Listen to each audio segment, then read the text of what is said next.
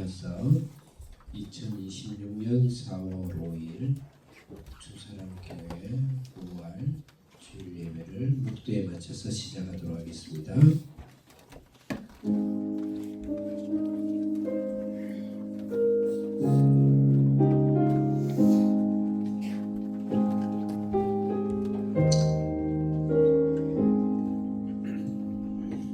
하나님께서 그를 사망의 고통에서 풀어 살리셨으니 이는 그가 사망에 매여 있을 수 없었음이라. 우리 주 예수 그리스도로 말미암아 우리에게 승리를 주시는 하나님께 감사하노니 그러므로 내 사랑하는 형제들아 견신하며 흔들리지 말고 항상 주의 일에 더욱 힘쓰는 자들이 되라. 아멘. 살아계신 우리 하나님 아버지, 우리 예수님께서 인류의 창조전부터 시간의 창조전부터 영원한 우리 하나님이시 창조주 하나님께서 이 땅에 낳고 나서 피조물이고 죄와 죽음과 사망과 지옥으로 영원히 살 수밖에 없는 위대한 죄들을 위하여서 하늘을 보좌 버리시고 우리를 위해서 내가 죽어야 되고 피 흘려야 되고 내가 고함 질려야 되고 비명 질려야 할 것 대신해서 주님이 찢으시고 주님이 시름하시고 죽으시고 또 하나님과의 죽음을 단절하시고 주님이 죽으셨다가 우리를 위하여서 하나님으로서 살아나셔서 우리와 함께 살려주시고 죄 가운데 살려주시고 이 세상 가운데 살려주시고 이 세상의 눈으로 보고 영으로 느끼는 것뿐만 아니고 원래 우리 존재 영원한 하나님의 자녀와 권세로 우리를 부활해 주신 하나님 아버지 감사합니다. 말로만이 아니라 오늘 시간도 우리 주의 성령께서 예수 그리스도의 피 흘리시고 심장을 찢으신 주님의 사랑과 은혜로 오늘 시간 우리 예배 가운데 임재하시며 우리 예배를 받으시며 이 세상에서 주님께서 천하에 가장 기뻐하시는 저희들의 예배를 받아주심을 감사합니다. 이 시간 예배 가운데 주님의 성령이 임재하신가 하나님의 영광으로 가득 채우는 귀한 예배가 되게 해주시고 또 오늘 인류 전내 지구촌에서 하나님 예배는 그 예배 속에 주님 분명하여 주시옵소서. 예수님의 이름으로 기도드립니다. 아멘. 찬송가 165장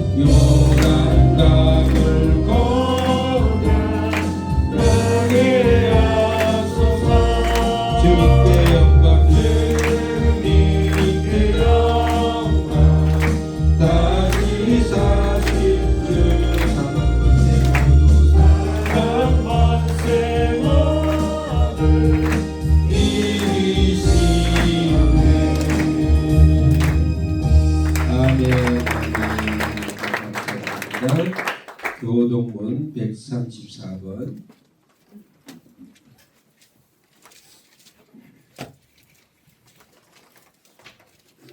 내가 받은 것을 먼저 너희에게 전하였노니 이는 성경대로 그리스도께서 우리 죄를 위하여 죽으시고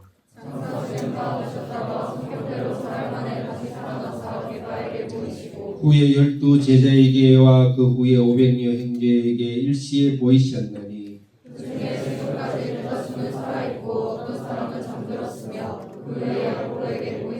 그 후에 모든 사도에게와 맨 나중에 만삭되지 못하여 난 자 같은 내게도 보이셨느니라.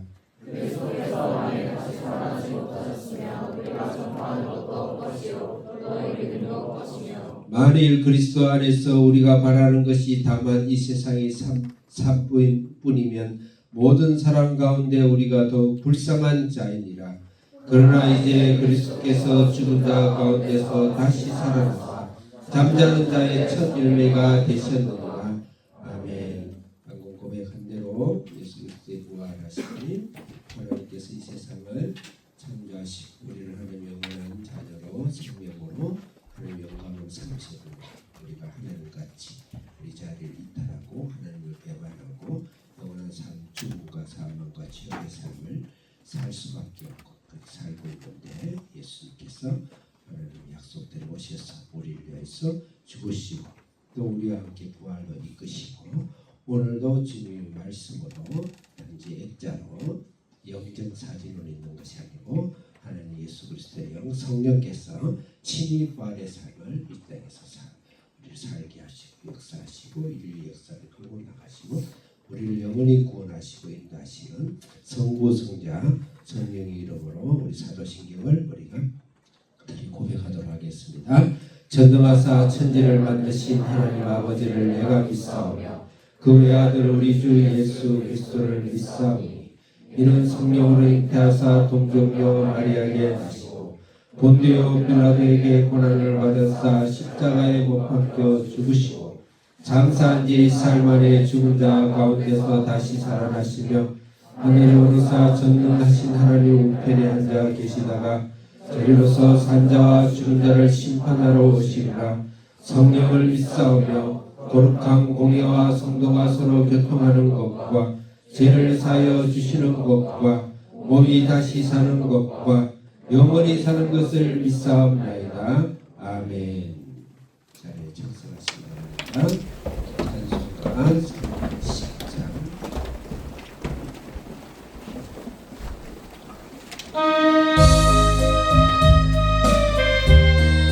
주님의 부활하심과 구원과 은혜를 생각하시면서 하나님의 은혜로 하나님의 은혜로 있을 데 없는 내 구속하여 주는 구속하여 주는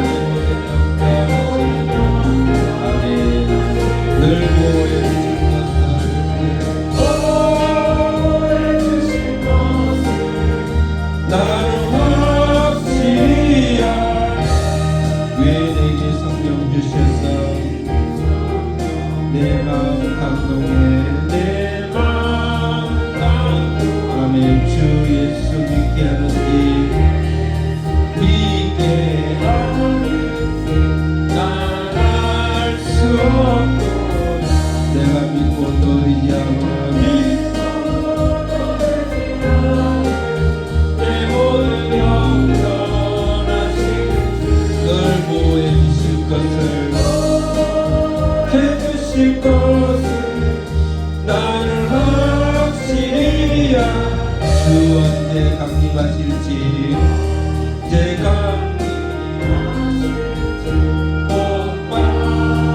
아멘. 또 주님 만날 그곳으로 만날 우리 다같이 두 손을 들고 우리 모든 내가 믿고 또 의지하고 내가 믿고 또 의지하고 내 모든 영원하신 늘 보내주신 것을 나는 확신이야. 아멘 아멘. 감사합니다. 이 예배를 위해서 양선 지사님 기도해 주시겠습니다. 기도하시겠습니다. 주님의 말씀을 이루시고 우리를 구원하시기 위해 십자가에 달리기까지 대신 고난당하신 주님, 그 한없는 은혜에 감사드립니다. 말로 다 표현할 수 없는 감사이지만 이 시간 우리의 마음을 다해 주님께 올려드립니다. 산과 들의 생명이 울트고 꽃이 피어나는 4월 첫째 주 찬양과 기도와 예배로 주님 앞에 나아올 수 있게 하시니 감사합니다. 이 시간 조용히 주님의 음성을 바라보며 지난 한 주의 삶을 돌아봅니다. 늘 함께 하시는 주님을 찾기보다 우리의 뜻과 계획을 앞세우고 우리의 힘으로 분주히 살아왔음을 고백합니다. 주님 앞에 조용히 머무는 시간보다 세상의 일에 더 마음을 빼앗겼던 우리를 용서하여 주옵소서. 이 시간 우리의 힘을 내려놓고 오직 주님만을 바라보게 하시며 주님의 회복과 치유를 경험케 하옵소서. 모든 것이 은혜임을 깨닫고 날마다 동행하시는 주님을 느끼며 감사로 살아가는 우리 모두가 되게 하옵소서. 예수님의 십자가를 고난주간에만 기억하는 것이 아니라 삶의 매 순간순간마다 기억하게 하시고 그 사랑을 나만 누리는 것이 아니라 이웃에게 흘려보내는 삶 살게 하옵소서. 고렌 다니엘 학생들을 위해 기도합니다. 그들의 마음에 십자가의 사랑이 깊이 새겨지게 하시고 그 은혜로 자녀다운 삶을 살아가게 하옵소서. 목표를 향해 나아가는 가운데 신앙과 학업과 체력이 함께 자라게 하시고 하나님의 사람으로 귀하게 쓰임받게 하옵소서. 공동체 가운데 하나님의 일하심을 경험케 하시고 참된 평안과 기쁨을 누리게 하옵소서. 특별히 신입생들을 기억하시고 그들이 사랑을 느끼며 믿음 안에서 잘 자라게 하옵소서. 졸업생들도 기억하여 주옵소서. 각자의 자리에서 말씀을 붙들고 삶의 순간마다 그 말씀이 살아 움직이게 하시며 세상을 밝히는 하나님의 사람들 되게 하옵소서. 어디에 있든지 사랑을 실천하게 하시고 기도하는 삶 살게 하시며 주님과 동행하는 기쁨을 누리게 하옵소서. 학교 사역을 위해 헌신하는 모든 손길들을 기억하시고 그들의 수고와 헌신을 주님께서 갚아주시며 필요를 채워주옵소서. 안위에 세우신 목사님께 성령의 충만함을 더하시고 말씀이 능력 있게 선포되게 하시며 영육을 강건케 붙들어 주옵소서. 이 예배를 기쁘게 받아주실 줄 믿으며 우리를 구원하신 예수 그리스도의 이름으로 기도합니다. 아멘. 아멘. 아멘.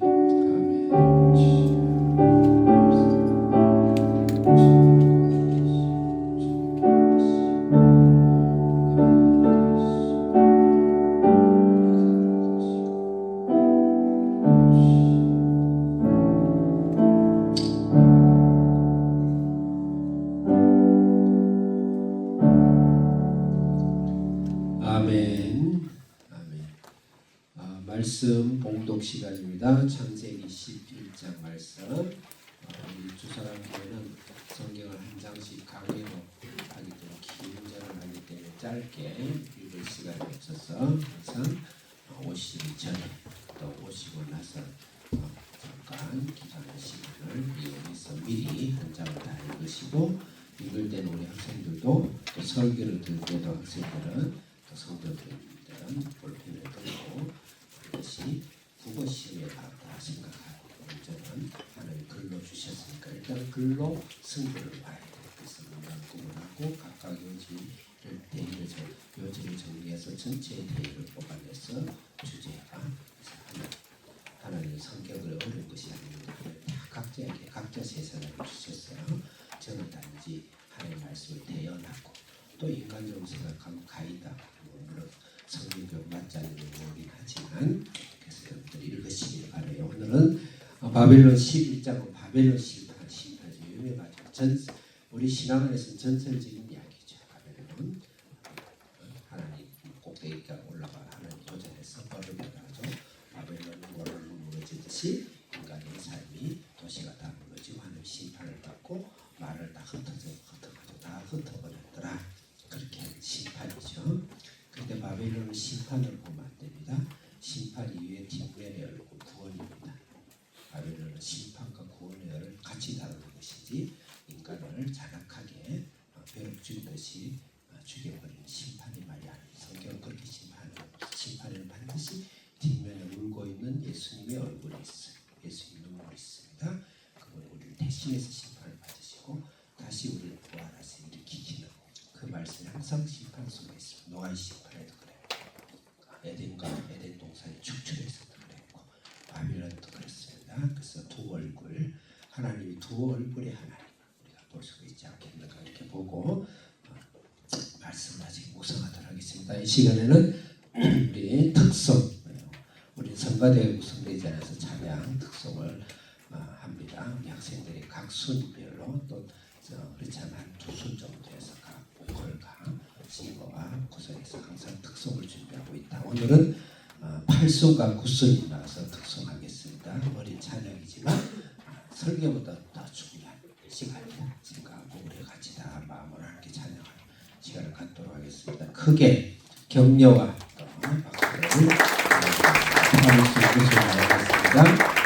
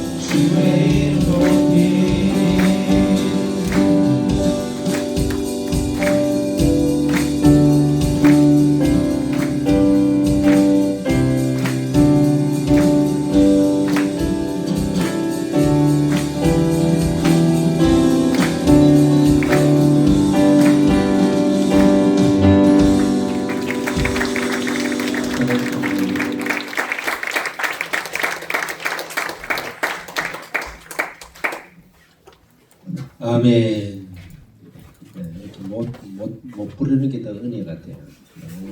너무 잘 부르면 반질반질해가지고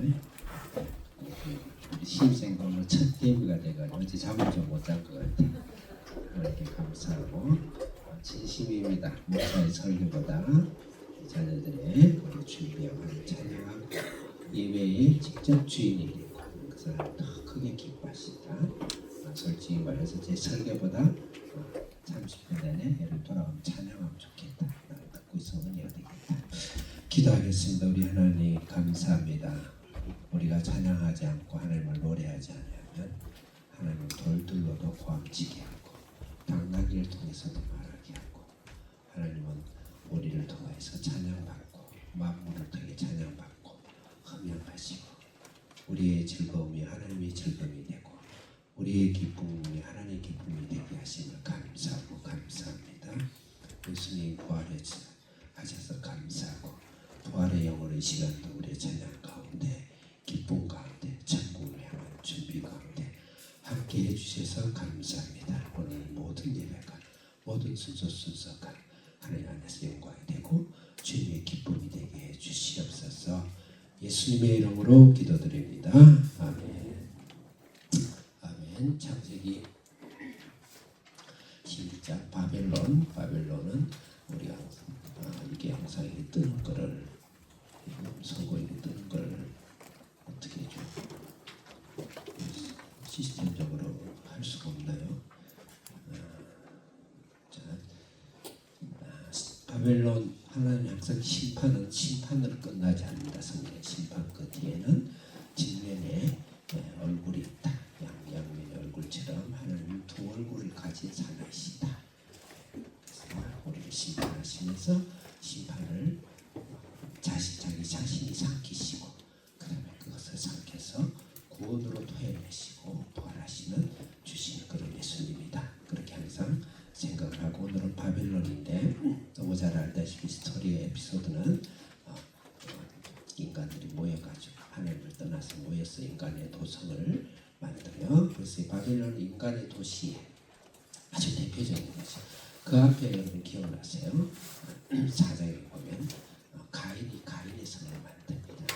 가인의 성을 만들고 그래서 어떤 그런 연계선상에서 볼 수가 있고요.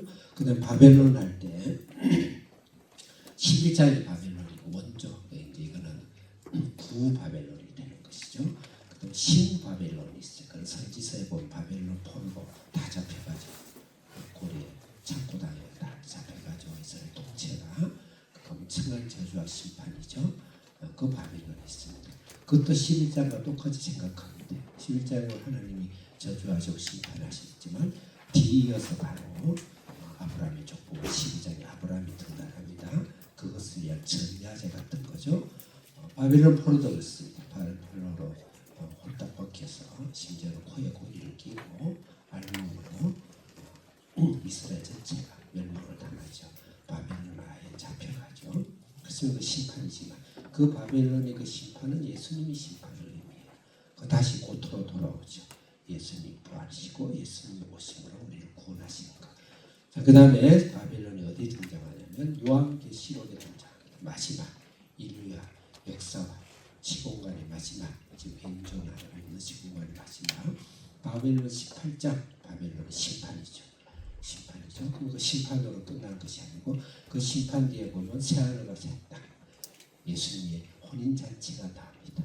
그래서 바벨론은 심판이면서도 예수님이 그 심판을 뒤엎고 승리하시고 죽음에서 부활하시고 구원을 주시는 거다. 그렇게 항상 생각을 하셔야 된다. 바벨론의 심판은 통전적이고 통속적으로 주님 우리의 구원과 같이 연결되어 있다. 이렇게 보고요. 자, 1절부터 4절은 바벨론이 죄입니다. 1절부터 4절을 오늘 묵상하면 바벨론 11장을 거의 다 우리가 묵상했다. 이렇게 볼 수가 있어요. 그만큼 1장 4절에 집약이 되어 있어요. 자, 그래서 바벨론 제고 두 번째는 이제 5절부터 9절까지는 그 바벨론이 죄에 대해서 하나님이 오셔서 개입하시는 거, 심판하시는 거죠. 심판하시고 그 다음에 세 번째 단락 10절부터 32절은 그 바벨론 심판에 의해 구원의 은혜를 주신다. 족보 이야기가 나오죠. 나오죠. 그 족보에 많은 뜻이 의미가 숨어 있습니다. 구원을 주시고 은혜를 주십니다. 그렇게 볼 수가 있습니다. 죄와 심판과 구원이다. 그렇게 볼 수가 있어요. 자, 1절부터 4절 오늘 어쨌든 빠른 속도로 다 읽을 거니까 1절 읽겠습니다. 크게 시작. 네, 1절 온 땅의 구음이 어떻다고요? 여름 성경 어떻게 되어 있죠? 언어가 하나요? 그 다음에 말이 하나더라. 이건 제가 옛날에 성경 좀 개혁전에 개정전에 성경이 돼가지고요. 언어가 하나이고 말이 하나더라 했어요. 그 다음에 그러면 7절도 미리 읽어봅시다. 7절 시작.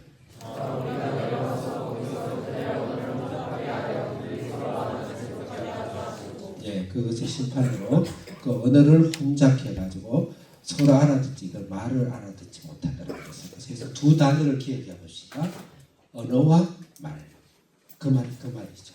이 두 단어의 의미를 알아야 바벨론의 심판과 바벨론 전체가 이해가 되는데 크게 도움이 돼요. 이게 모르면은 좋긴 좋은데 11장을 정확하게 해석을 잘 못해요. 이게 해석이 되어야 사도행전 2장의 성령 강림 사건도 해석이 되는 거예요. 그래서 좀 더 정확하게 그다음 구체적으로 또 성경 신학적으로 한번 봤으면 좋겠어요. 자, 언어와 말의 차이를 보겠습니다.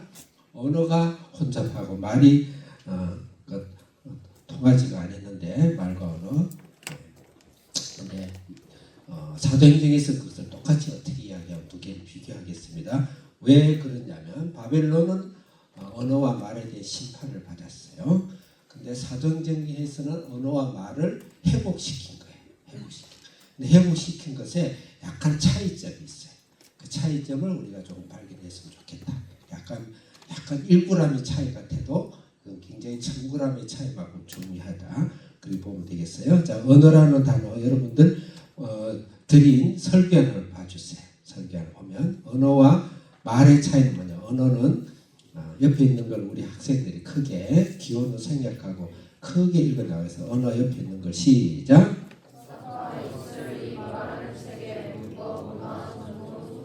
네. 여러분 읽으라는 것은 여러분 읽는 동안 내가 생각을 좀 정리할 시간이 있어요. 그래서 읽어주면 고마워요. 네. 우리 학생들이 나를 돕고 있는 거예요. 그러니까 사파라는 단어가 이제 히브리어고 그 뜻은 입술과 입이에요. 입술과 입은 말이 나오도록 하는 역할이죠. 제가 지금 발음이 잘 정확하지 않아요. 왜냐면 입술과 입을 잘 못 놀려서 그래. 잘 놀려야 되는데 아나운서 그다음에 혀부터해서 아주 아에이오 이거요. CNN 뉴스 앵커도 그렇다면 제일 먼저 아에이오부터 한대. 그래서 어쨌든 입술과 언어다. 말이 나오는 하드웨어죠. 그죠? 그래서 그것은 말하는 체계, 또 율법, 조금 더 나간다면 문화와 전통까지 언어의 의미로 우리가 포함시킬 수가 있다. 언어라는 것은 왜냐하면 우리는 때로는 문화로 말을 하고 전통은 똑같은 말인데 다르거든요. 속담도 다르고. 그래서 굉장히 중요한 문화와 전통과 그 관습과 그 사회를 이해하고 그 나라의 전통을 이해하는 거 굉장히 중요해요. 그래서 언어는 소통 방식입니다. 소통 방식. 내용만큼 형식이 중요하다. 그 다음에 말은 테바림이라는 히브리어인데 옆에 있는 테바림 옆에 읽겠어요. 우리 학생들 시작.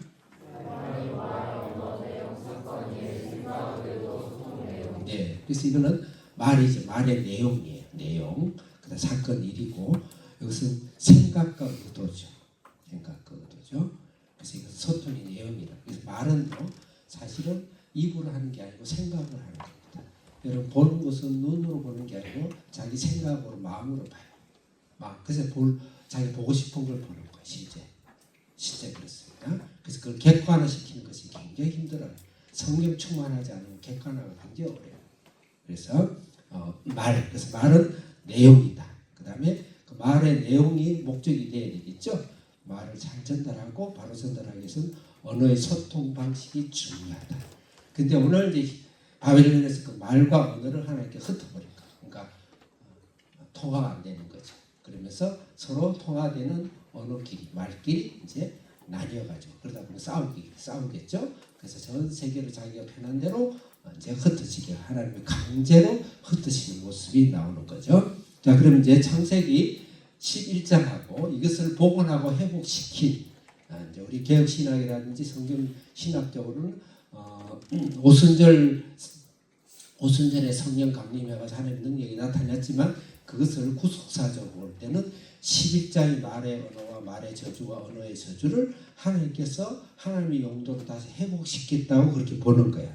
그래서 창세기와 사도행전을 비교해서 보겠습니다. 여러분 나눠드린 거기 한번 박스를 한번 봐주세요. 네모칸을 보면은 언어와 말이 있죠. 그 다음에 창세기 11장과 사도행전 2장 있고 적용을 어떻게 할 것인가 한번 봐주세요. 11장 2절하고 특히 7절 보겠어요. 보면 언어는 금방 2절 읽었어요. 2절 한 읽어야 되겠네. 2절 크게 읽겠어요. 시작.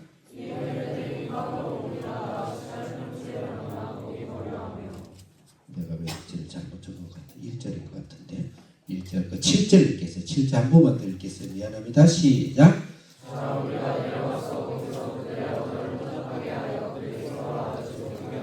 언어 혼자 말은 못 알아듣게 했죠. 그래서 창세기 11장 7절에 보면 언어는 혼자 하고 말은 알아듣지 못하게 했는데 사도행전 2장에서 회복하는 약한 차이점이 있어요. 사도행전 2장 4절 한계 선생님 내가 혹시 선고 드렸나요?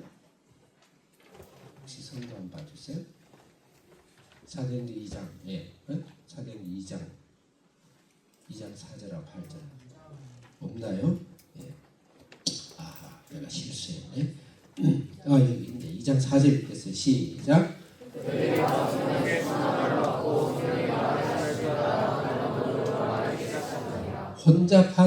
혼잡한 그 언어가 다른 언어로 다 만들었단 말이죠. 근데 사도행전 2장에서는 회복을 시켰는데 언어는 어때요? 혼잡한 그대로죠. 다른 언어를 쓰죠. 그죠? 언어를 회복하지는 않았어요. 언어는 그대로 둬요. 다른 언어로 각각 말했어요. 그런데 말을 알아듣도록 하나님께서 8절 읽겠어요. 8절 시작. 각 사람 자기 말로 알아듣는 거예요. 네? 듣는 사람 입장에서 말은 그대로 말은 그대로예요. 그대로 하는데 각각이야. 원래는 바벨론 때는 한 언어였단 말입니다. 천국의 언어. 근데 지금 사도행전에서 회복했다는데 말은 각각의 민족대로 말을 했어요. 근데 알아듣기는 자기 말로 다 알아듣는 거야. 다른 사람들이 전혀 자기와 관계없고 자기 민족도 아니고 언어도 모르는 사람들이 말을 했는데 알아듣는 나는 알아듣는 거야. 그래서 말은 알아듣게 돼. 내용이 전달된 거죠. 이건 어떤 의미가 있는가? 어떤 의미? 그럼 중요한 것은 회복의 의미는 무엇인가? 바벨론 회복의 의미는 사도행전 1장 8절 금방 한기 선생님 찾아주세요. 네, 같이 읽겠습니다. 시작.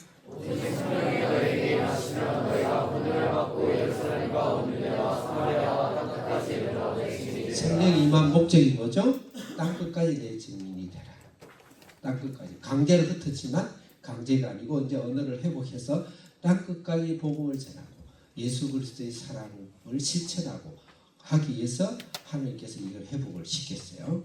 회복을 시켰는데 중요한 것은 뭐냐면 언어는 그대로 두었더라. 이것은 어떤 의미가 있는가? 오늘 성경학적으로 또 우리가 세상을 대할 때 태도와 세상을 보는 태도와 자세는 어때야 될 것인가? 중요한 것은 그 사람들의 관습, 그 사람들의 민족의 정서, 그 사람들 그 나라의 문화는 존중해야 된다 이 말이죠. 예수 이름으로 그 문화도 말살시켜버리고 민족의 혼도 말살시켜버리고 가정의 문명도 말살시켜버리고 천하게 생각하고 안 된다는 거 절대 안 돼. 하나님 그렇게 한 적이 없어요. 그 제국주의적인 성령은 안 되는 거예요. 우리나라에 복음이 들어올 때 사실은 교회가 회당식으로 서구식으로 막 지금도 그래 되죠. 제가 우리 김종 목사에게 가르침 받을 때 굉장히 아파했었어요. 그렇게 하면 안 되는데 그냥 기와집 그대로 기와집 그대로 초가집 그대로 그렇게 해서 워낙 복음이 깊이 있게 서민과 밑바닥까지 구석구석 꺼져내지 않겠는가. 그 문화를 존중하고 그들의 관습을 존중하고 그게 비본질적인 것이라면 본질적인 것이 아니라면 그렇게 해야 되는 거예요. 그렇게 해야 돼요. 근데 이게 지금 오늘날 기독교가 너무 일방적이고 편의적이고 그다음에 굉장히 제국적인 힘의 논리로 그렇게 한 부분에 있어서는 우리가 혹시 잘한 건 있지만 혹시 그렇지 못한 것은 우리가 반성을 하고 기독교 역사에서 또 우리 신화에서 그래서 우리가 세상을 갈 때도 예수 안 믿는다고는 틀렸어. 물론 예수를 불쌍히 여겨야지 그 사람을 무시한다든지 그러면 안 된다는 것이죠. 그래서 그런 의미에 있어서 오늘 바벨론의 언어와 그 다음에 말에 대해서 의미를 충분히 생각해야 된다. 2절 한번 읽겠습니다. 두 번째로 2절 우리 중교훈 크게 시작.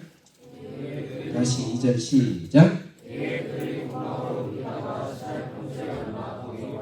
아멘. 목사님이 갑자기 하다가 또 공부 와서 맞춰서 읽으라 그러면 빨리 읽기가 어려워. 못해서가 아니고 다시 호흡을 맞춰서 하는 거니까 여러분들이 잘하고 있어요. 동방으로 가더라고요. 동방으로. 이게 굉장히 의미가 있습니다. 상징적으로 굉장히 의미가 있습니다. 동방으로 가더라. 동방으로 가더라. 동방으로 간다는 건 결론부터 이야기를 하면 하나님을 떠나가는 것을 동방으로 가더라. 동방으로. 서에서 방향이 서에서 동쪽이죠. 아무런 의미는 성경은 의미 없이 쓴 게 아니고 이게 굉장히 중요한 상징적인 게 있어요. 동방으로 가더라는 것은 하나님부터 점점 멀리 가더라. 그래서 제가 참고에 넣어놨죠. 서쪽에서 동쪽은 세상으로 간다. 첫째, 에덴에서 축출을 당할 때 동쪽으로 쫓겨나갔어요. 에덴은 어디가? 교회고, 천국이고, 성전이고, 하나님 계신 곳이죠. 그래서 어차피 쫓겨나갔지만은 피동경으로 쫓겨나갔지만 동쪽으로 갔더라. 그 다음에 가인이 아벨을 죽이고 나서 저주를 받고 도망을 가고 쫓겨나가서 나갈 때 어디로 갔냐면 동쪽 노새 땅으로 갔다. 동쪽으로 갔다. 하나님으로부터 점점 멀어지는 거죠. 그 다음 오늘 창세기에서 동방으로 갔다. 이 동방으로 갔다라 원어에는 방향을 정확하게 동에서 선지 서에서 동인데 정확하게 나타났지는 않죠. 방향 조사가 없어요. 없습니다. 그렇지만 문맥적으로 봤을 때 그래서 우리 성경이 아주 잘 사실 해석을 하고 있는 거예요. 어떤 성경은 인위적으로 막 그걸 무시하고 하는데 그렇지 않아요. 문맥을 보세요. 그래서 동방으로 갔다라는 건 하나님으로부터 점점 멀어졌더라. 성전으로부터 점점 멀어졌더라. 오늘 부활한 예수 그리스도로부터 점점 멀어졌더라. 부활은 부활이고 나는 나다. 그거는 동으로 가는 거예요. 오늘 부활절이다. 그러면 최소 부활절에 우리 전통과 우리의 가문을 영적 가문을 생각하면서 주님을 또 고난을 생각하고 부활절이면 날마다 부활이지만 이 부활절날 주님 앞에서 더 내가 새 옷 입고 새 산불을 감기도 하고 새 양치기도 하고 똑같이 양치기지만 그런 마음으로 주님 앞에 하는 그런 영적인 태도, 예배의 태도, 또 매일마다 예배를 드리지만 주일날 주님 앞에서 특별하게 신경을 써서 주님께 드리는 예배의 자세 이런 것은 바로 서에서 동으로 가는 게 아니죠. 동에서 반대로 서로 오는 거죠. 자 그러면 그 반대로 그러면 동에서 서로 오는 것은 반대로 오는 것은 하나님께 오는 거로 성경은 끝없이 방향 설정을 해요. 첫 번째 보면 아브라함이 갈대 우르에서 가나안으로 갔다. 갈대 우르는 가나안에서 동쪽에 있어요. 동쪽에서 서쪽으로 이동한 것이죠. 갈대 우르는 지금 바빌론 쪽이란 말입니다. 거기서 아브라함을 은혜의 복음을 주고 은혜의 언약을 줄 때 동쪽에서 서쪽으로 들어오죠. 결정적인 게 있습니다. 성전은 예수님을 상징한다고 그랬죠. 성전의 들어가는 문이 어디 있냐면 동쪽에 있어요. 동쪽에. 반드시 들어갈 때는 동쪽에서 안으로 들어가려면 서쪽으로 들어가야 돼요. 서쪽 끝에는 지성소가 있습니다. 동쪽에서 서쪽. 그래서 성전의 문이 동쪽에 있다는 건 굉장히 의미가 있는 겁니다. 그 다음에 가나안을 진입할 때 모세가 출애굽에 가나안을 가잖아요. 40년 뺑뺑뺑뺑 돌아가지고 바로 들어갈 수 있는데 그쪽 하나님이 못 들어가게 가장 척결을 어떻게 하냐면 빙 둘러가지고 지금 요르단 건너서 이쪽이 지금 이라크 저쪽 이쪽으로 빙 둘러가지고 동쪽으로 요단강 동쪽에서 서쪽으로 들어가요. 남에서 그냥 바로 북으로 들어가면 되는데 그것은 의미가 있는 거예요. 가나안 진입도 하나님 왜 그리 뺑뺑 돌려가지고 옥쪽에서 옆쪽으로 돌려가지고 보냈을까? 그렇죠? 가나안지. 그 다음에 예수님이 오셨을 때 동방박사가 왔다고 했어요. 역사, 예수님도 문화. 예수님은 성경이야. 동쪽에서 오셨어. 네. 여기는 너무 심한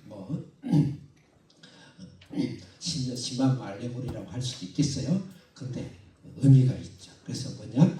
여기서 동쪽으로 옮겼다는 건 하나님으로부터 점점 좀 멀어져 가요. 인생의 삶, 삶의 삶, 신앙의 삶이다. 그렇게 생각하면서 우리는 동쪽으로 가지 않고 동에서 서로 가고 성전의 문을 향해서 가고 가난을 진입하는 그런 신앙으로 가야 되겠다. 자, 그래서 3절 읽겠어요. 3절 크게 시작.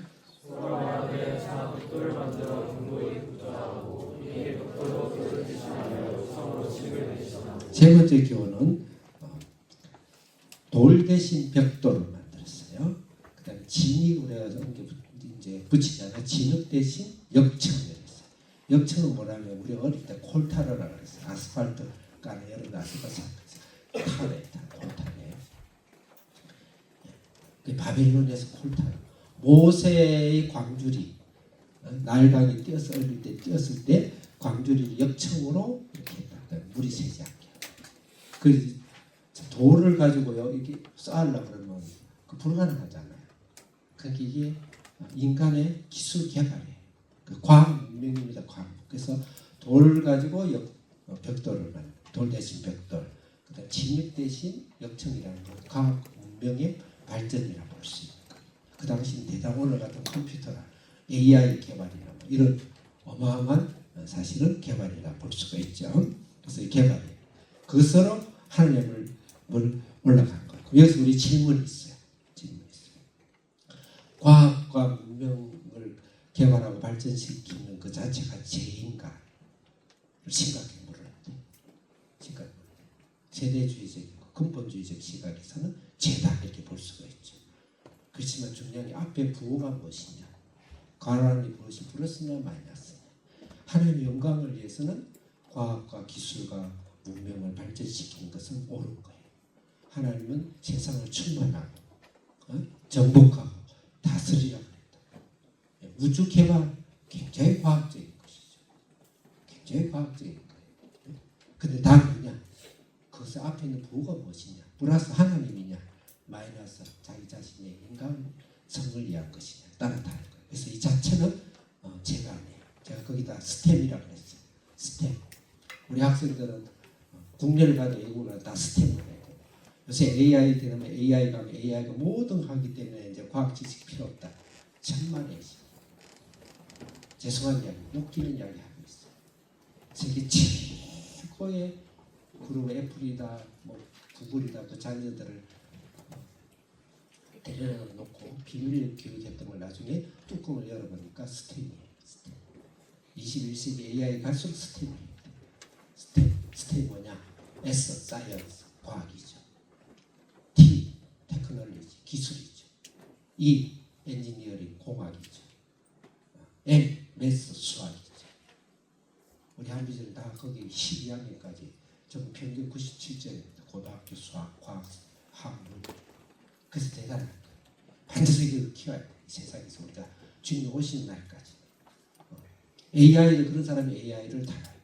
AI가 인간을 대신할 수 없다고 이미 이제 오늘날 다 결정이 났어요. 연구 발표가 다 났어요. 인간은 인간이에요. 그렇지만 이 스텝을 하지 않으면 반드시 AI 밑에 가서 종살이를 해요. 반드시 AI를 해요. 더더욱 해야 됩니다. 그래서 이 AI 스텝이 그러면은 하나님 앞에 도전이고 죄가 이것은 하나님의 축복이고 하나님의 명령이에요. 단지 앞에 하나님의 영광을 하지 않는 죄로 하면 안 된다. 그래서 그 다음 절 4절에 거기에 대한 죄가 나와 있습니다. 3절이죠. 3절 어떤 죄를 지었는지 이 과학 문명을 어떻게 잘못 사용하고 있는지 우리가 이렇게 해서는 안 되는 것이 세 가지 죄를 이야기하고 있어요. 4절이네요. 4절 읽어서 크게 읽겠습니다. 시작.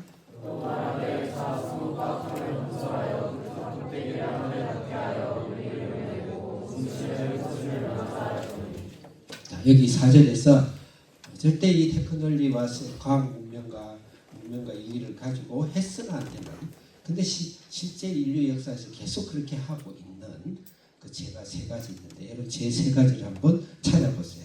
첫째 무슨 죄가 있죠? 네? 설계한 보지 말고. 첫째, 꼭대기 성을 꼭대기까지 쌓자. 두 번째는 우리 이름을 내자. 세 번째는 온 지면에 흩어짐을 면하자. 이게 무슨 죄냐? 죄죠. 하나님. 이게 잘못된 죄인 거예요. 첫째 꼭대기 우리가 배를 쌓아서 하나님의 꼭대기에 달아가자. 이것은 하나님의 도전이에요. 우리의 존재의 죄, 존재의 본질이 죄죠. 우리는 피조물이에요.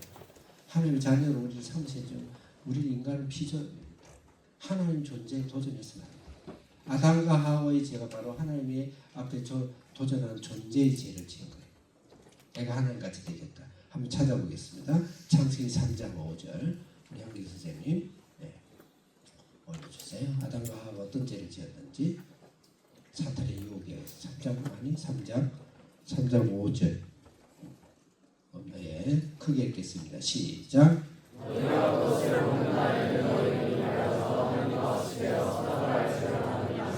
무엇과 같이 된다고요? 다른 거 다 있어도 괜찮아요. 아담의 죄. 무엇과 같이 된다고요? 간. 진짜 간. 양심이 손을 놓고 진짜 간이라는 여러분들의 목소리가 들리나요? 어디에? 하나님의 창조 우리는 피조물이었다. 하나님의 긍휼을 우리 자녀를 삼았지만 그 비밀의 관계가 있지만 우리는 피조물이에요. 내가 만드는 게 있어요. 내 머리카락 하나. 나 이제 나이가 들어서 눈이 자꾸 점점 가는데 내 눈 하나 내가 만들어 고칠 수 있나요, 내가? 네? 렌즈 박아가지고 사람 내 눈 이제 없어졌어요. 지금 제 렌즈 박았어요. 내 눈은 이 땅에 사라졌다고. 네? 하나를 만들 수 있어요. 그럼 모두 과학 문명이 인간이 만든 거예요? 하나님이 만든 거 가지고요 활용한 거예요. 인간이 만든 거 없어요. 눈이 밝아서 하늘같이 되겠다. 그래서 하나님과 더 단절이 일어나. 그게 죄예요. 죄. 하늘같이 되겠다는 인간은 그 죄인데 지금 이게 하늘 꼭대기로 하늘 도전하겠다. 쌓아가지고 이게 바로 죄죠. 과학과 문명 달라가는데 무슨 하나님이 있느냐? 한창 우리 그 계몽주의, 허무주의 일어날 때 과학이 발달하고 났어요. 전부 다 인본주의로. 그러면 거기서 공산주의 태동하고 오늘 피시문화가 태동하고 그런 거예요. 참 이건 경험할 때가 많죠. 어느 유명 불가능자, 무신론자, 세계적인 석학이 그렇게 하나님의 기독교를 욕을 하고 아주 악한 일을 하다가 죽을 때 병원에서 유명한 스토리입니다. 죽을 때 죽음의 숨이 넘어서 내가 왜 죽어야 되냐? 내가 왜 죽어야 되냐? 나를 온 병원이 난리가 났대요. 미친놈이지 미친놈. 지가 하나님인가? 본인이 먼저 하나를 만든 적이 있어요. 반드시 알아야 돼.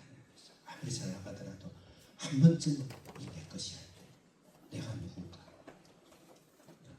그래서 하나님 같이 돼서 안 된대. 그게 지금 그 죄를 지니까. 과학 문명을 가지고.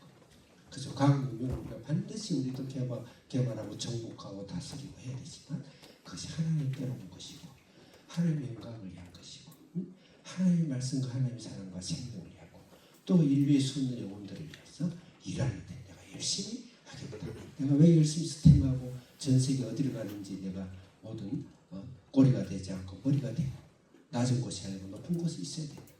인류를 하나님의 사랑을 전하기 위해서 그런 목표를 갖는 것은 좋은 것이다. 두 번째의 죄는 우리 이름을 낸다. 우리 이름을 낸다. 그것은 인간의 목적을 왜곡하는 거죠. 금방 이야기했죠. 내가 왜 스팀을 해야 됩니까? 내가 왜 사업을 열심히 해야 됩니까? 내가 왜 결혼을 해야 됩니까? 내가 왜 가정을 행복하게 꾸며야 됩니까? 나를 위해서, 우리를 위해서, 나의 이름을 위해서 그렇게 할 수 있죠. 우리가 다 약하니까 그래요. 나도 그래요. 그런데 아니라는 건 알고 있어야 돼. 그게 아니라는 거. 하나님의 영광을 위해서 해야 돼. 성경 말씀 잠깐 찾아보면 두 군데 찾겠습니다. 시편 115편 1편 11절 시작. 여호와의 영광을 우리에게 돌리시옵소서. 우리에게 돌리시옵소서. 오직 주는 인자하시고 진실하심으로 주의 이름을 영광을 돌리소서. 우리 영광을 우리에게 돌리지 마세요. 이름 자꾸 내려고 하지 마세요. 필요한 경우 있어요. 이름 내려고 하는 사람은 굉장히 자격 부심이라든지 굉장히 낮은 자존감이라든지 대체 그래. 대체 이름 내려서 저는 이름 잘 내는 걸 좋아하지 않아요. 그런데 그렇다고 내가 높다는 거 아니고 별로 땡기지가 않아요. 그 뭐냐면 가난하고 없고 별거 없어도 내 안에 부유함이 있는 거예요. 하나님으로 가득 채우고 있어요. 그게 없는 사람이 이름을 내고 대통령도 되고 국회의원도 되는 거예요. 차 타고 올 제가 제 나이 어릴 때는 몰랐어. 그럴 줄 알았는데 내가 나이 들어보니까 다 그건 내 또래들 아니에요. 좀 보니까 수준이야. 옛날 학교 반장보다 못해. 난 반장 돼도 100원짜리 하나까지 되면요 착하게 해서 내가 애들 돌려줬다. 반장보다 못해. 히틀러 키 작아요. 나폴레옹 키 작아요. 죄송합니다. 우리 박정희 대통령 대사님이긴 하지만 대부분 보면 키 작은 사람이 제국주의자예요. 어느 나라 옛날에 왕 뭐라 그래 천황 나라를 비판하면 키 작아요. 그죠? 영적인 키, 내면적인 키. 이 땅에 내가 가진 것이 없고 배운 것이 없고 내가 있는 곳에서 내 자녀 사랑하고 내 자녀 키우고 하나님을 또 가득 부유해져야 돼요. 그럼 하나님이 나머지는 다 주세요. 자, 내가 너무 이야기를 길게 할 이야기 안 했는데 그래서 하나님 영광을 위해서 인간의 제일 목적은 하나님 영광을 위한 것이다. 그 영광을 어떻게 하냐? 하나님을 예배하는 것이다. 바꾸는 거예요.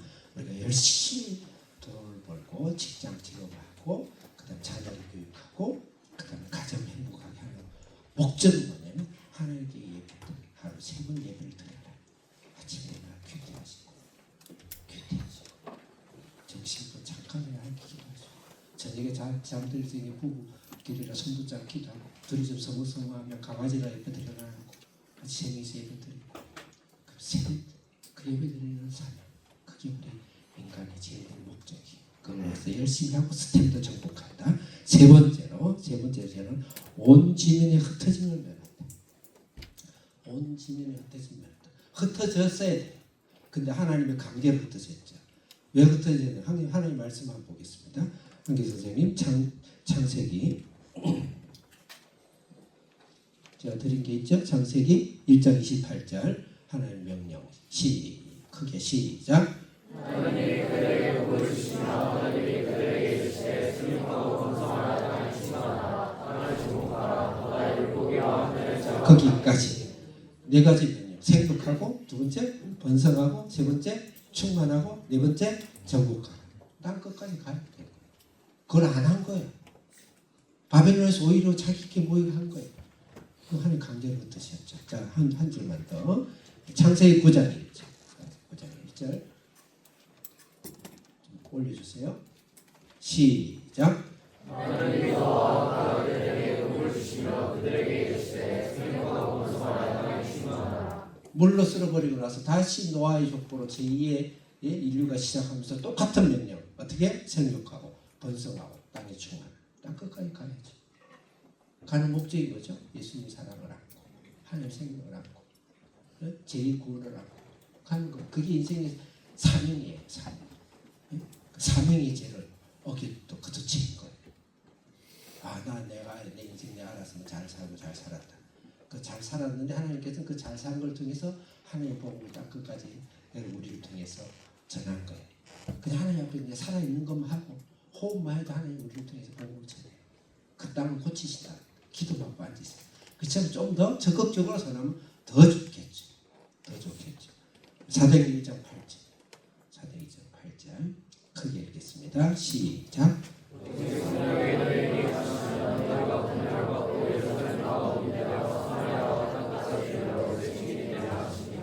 그래서 하나님께서 성령으로 언어를 회복하시고 나서 땅 끝까지 사도행전을 다른 식으로 해석하면 땅 끝까지 복음을 전하는 하나님의 플랜을 주신 것이고 그 계획을 주신 거예요.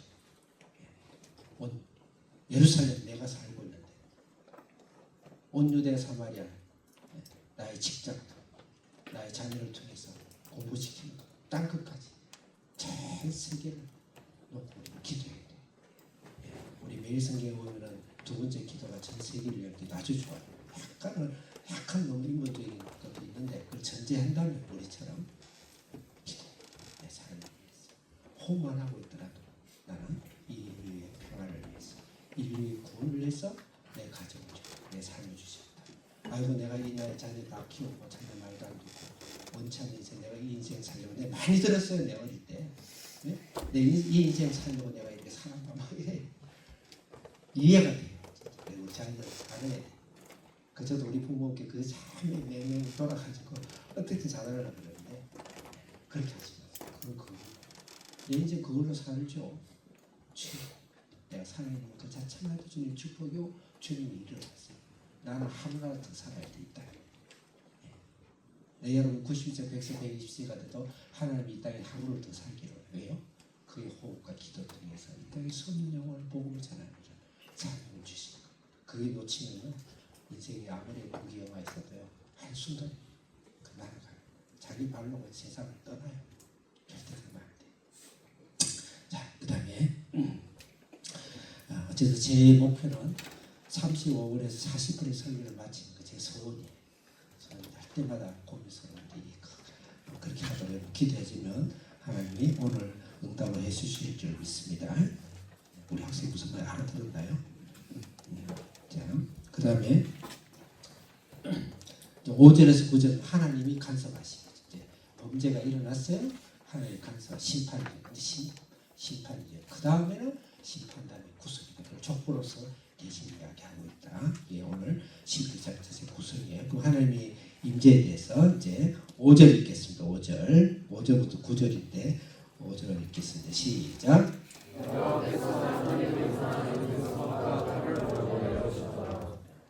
여호와께서 어떻게 한다고요? 내려오시더라. 강림하시더라. 그냥 멀리 갈 것도 없고 요한복음 생각해봤어요. 말씀이 뭐가 돼요? 육신이에요. 이 땅에 오신 그 거함이에요. 장막을 친다는 말이죠. 네, 내려오다. 독생자 예수 그리스도.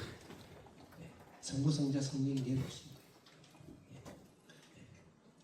그것을 지금 우리에게 예언적으로 또 언약적으로 말씀하신 거. 6절 읽겠습니다. 시작.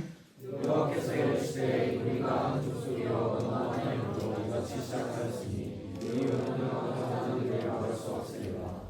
7절 굉장히 재밌는 말씀이 있는데 7절 읽겠어요. 찾아봐요. 시작.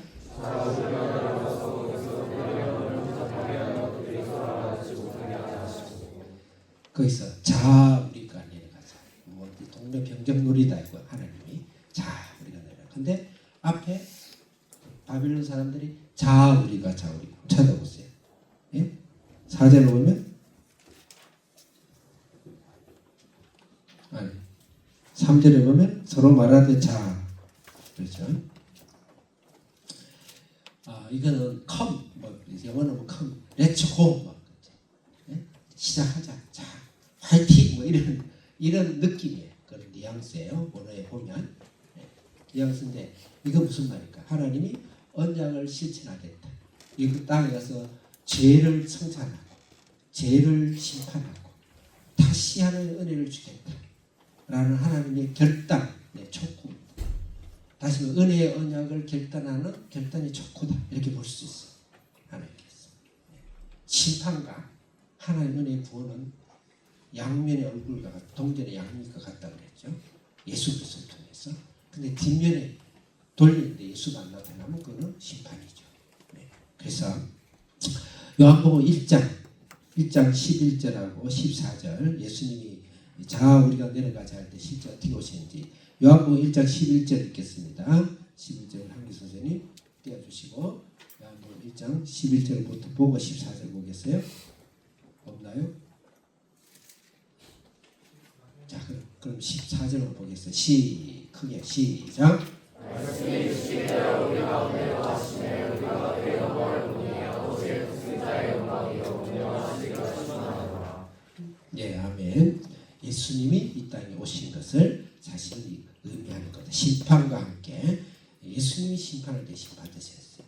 죄를 짊어지셔서 심판받으시고 그 다음에 예수님을 구원하셔서 우리를 구원하신다. 그게 바로 자 우리가 내려가자 그런 의미다.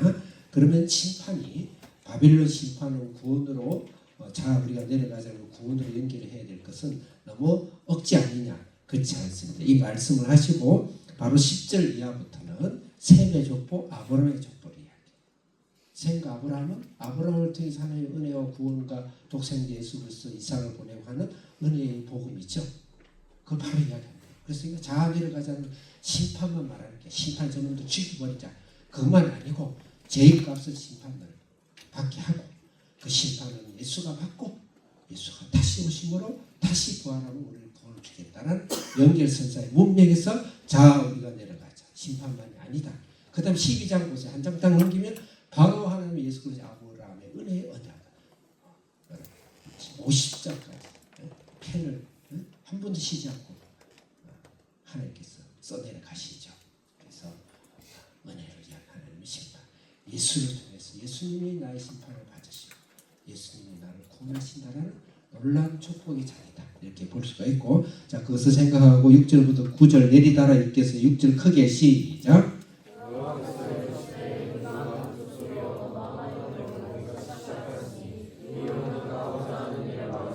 7절 크게 시작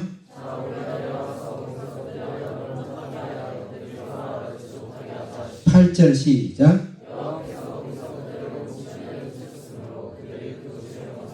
9절 크게 시작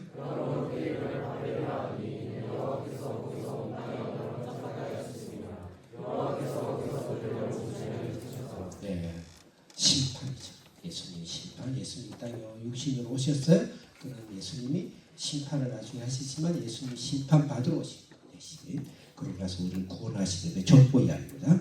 족보 이야기 10절부터 26절까지 똑같은 족보지만 그 다음에 27절부터 마지막까지 족보를 두 개로 나눠놨어요. 10절부터는 셈의 족보를 이야기하고 27절부터는 그 셈의 후손 중에서 아브라함의 아버지 되는 데라의 후예부터 해서 아브라함 족보를 이야기하고 있다. 그래서 10절부터 26절까지는 생략하겠습니다. 생략. 근데 특징이 하나 있어요. 10명으로 구성돼요. 10대를 할 수도 있고 일단 사람을 보면 10명이 릴레이를 하고 있어요. 릴레이는 바톤을 터치하면서 10명이 나가고 이거 10명은 완전수예요. 창세기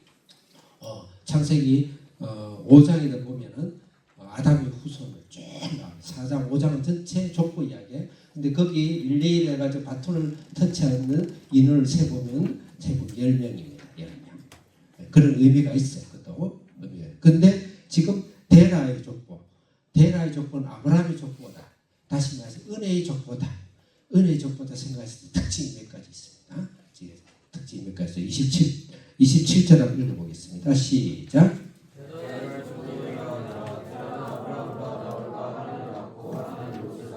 빠른 속도 28절 시작. 29절 시작.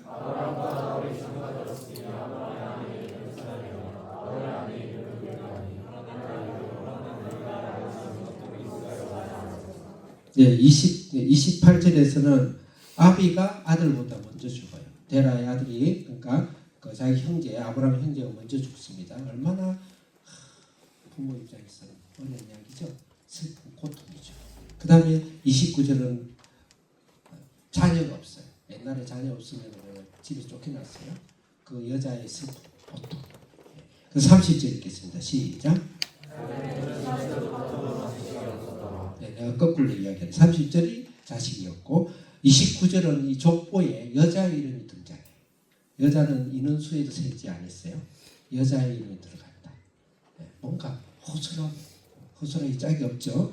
그 다음에 32절 크게 읽겠습니다. 시작.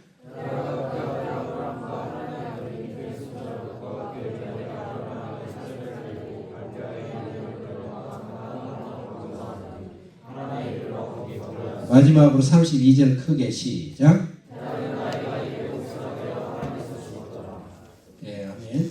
여기서 하나님의 은총과 은혜와 우리를 구원하기 위해서 이 족보에서 하나님 주시는 굉장히 의미는 첫째는 10명씩 등장해요. 8명이다. 불완전하죠. 예수님 족보 보면요. 형편없는 자들이 들어가 있어요. 마태복음 보면 불안하고 완전치 않은 우리를 주님은 하나님 족보에 끼워주시고 우리를 구원의 족보에 생명책에 기록해 주셨다. 그 다음에 여자 이름이다. 마찬가지죠.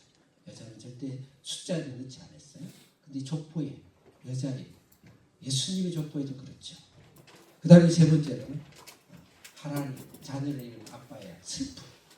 이 땅에 살아가면서 얼마나 많은 슬픔과 고통입니다. 실패가 있다. 네. 그 다음에 자녀를 알지 못하는 한 여인의 슬픔. 이 세상의 슬픔과 고통과 외로움과 실패와 좌절과 이 모든 것을 알아서 예수님이 그것을 타고 우리를 대신해서 오신 하나님의 은총과 은혜. 우리 구원은 완전해서 구원을 받는 것다. 우리가 죄인을 기뻐할 필요는 없지만 내가 죄가 있다는 걸 깨닫는 자체부터 내가 슬픔이 있다는 좋은 것이 아니라 슬픔이 있다는 걸 깨닫는 순간부터 내가 고통이 좋은 건 아니지만 나한테도 이런 고통과 어려움이 있고 환란이 있고 라는 걸 깨닫는 순간부터 축복이거든. 거기서도 축복이 예수님이 그것을 내보신 거예요. 우리를 치료하시고 기도하겠습니다. 살아계신 하나님 아버지 감사하고 감사합니다. 이 시간에 주여 주여 세 번 외치고 우리의 슬픔과 고통을 내오신 예수님, 우리의 심판을 대신 받으신 예수님을 위해서, 그리고 우리가 이 땅에서 살아있는 호흡만으로도 하나님 기뻐하시고, 또 우리 자녀들이 스템과 전 세계에 나가서 높은 꼬리가 되지 않고 머리가 되고 낮은 곳이 되고 높은 곳이 있어야 되는 하나님의 복음을 해서 우주 만물을 통치하고 지배하고 문명을 지배하는, 과학을 지배하는 그런 하나님, 우리의 사업과 직장을 지배하는 그런 사명을 다할 수 있도록 주여 한번 외치고 기도하겠습니다. 주여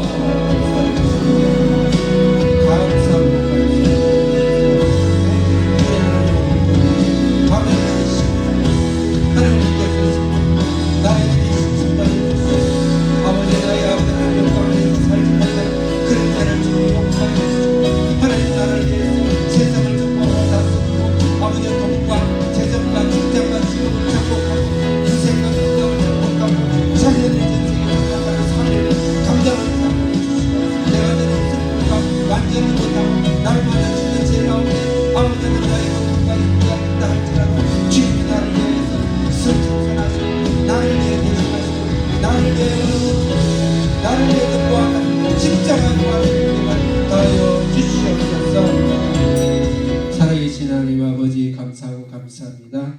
하나님께서 이 땅에 나의 가정과 지구가 직장과 결혼과 또 우리 자녀들의 양육과 이 땅에 살아가는 건강과 호흡 자체가 하나님의 영광이고 하나님의 영광을 이고 하나님의 기쁨이 되어 주신 것을 감사합니다. 우리가 살아가야 될 의미와 존재를 주신 것을 감사합니다.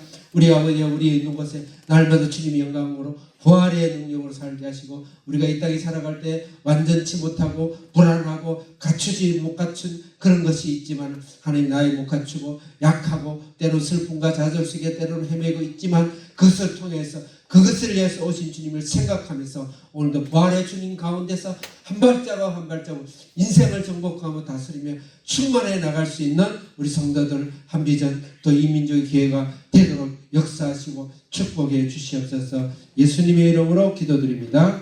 아멘. 찬송가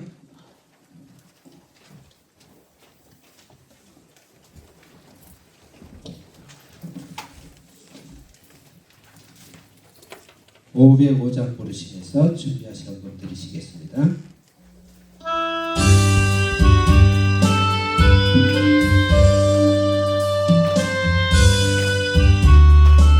세상 위하여 세상이 나복음 전하리 만민수 모두 나와서 주 말씀 믿으라. 지중에 빠져서 헤매는 자들 주님의 음성 듣고서 너도 빠져라. 전하고 기도해 세상 모든 사람들 살았다 그 사람을 온 세상 위하여 온 세상 위하여 이 복을 전하 저기 얘기하고서 회개하라 세상 구하여 세상 구하여 주 돌아가신 나 주가 나누며 사랑도 밤에 전하고 기도해야 하는 여러분 호흡 자체가 전하는 거고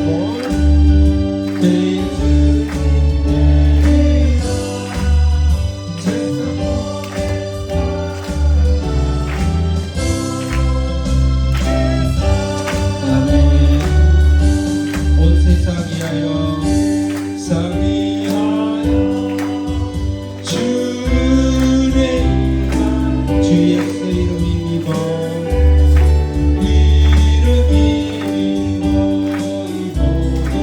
아멘. 먼 곳에 나가서 고생한 전하지 못해도 마음으로 것이 편지서 기도 입술이 여러분들 직장과 사업과 가정이 공부되실 겁니다. 전하고 기도해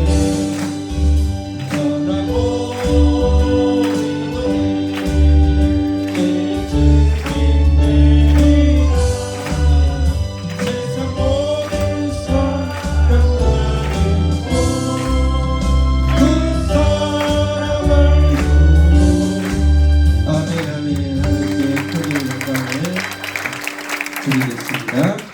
기도드리겠습니다. 살아계신 우리 하나님 아버지 감사하고 감사합니다.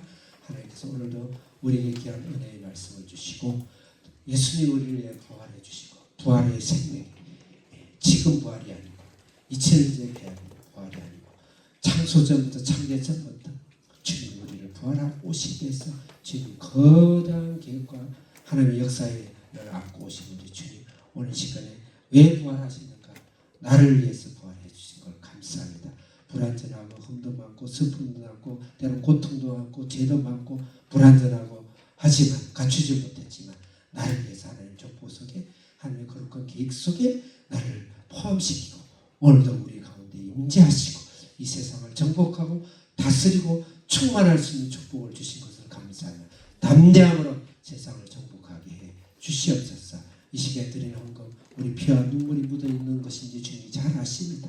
하나 모든 것이 주님 것인 줄을 알고 주님께 드리는 헌금 위에 손위에 축복하시고 이 땅에 약간의 환란이 있다 하지만 하나님 이 땅에서도 100배를 주시고 영원한 천국의 멸류관을 주신다고 하셨사니 그 축복이 그 손에 그들 가정에 충만하게 해 주시옵소서.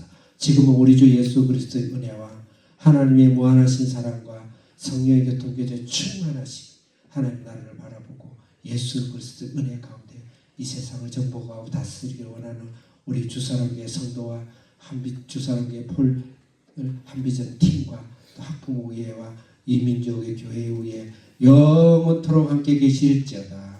아멘.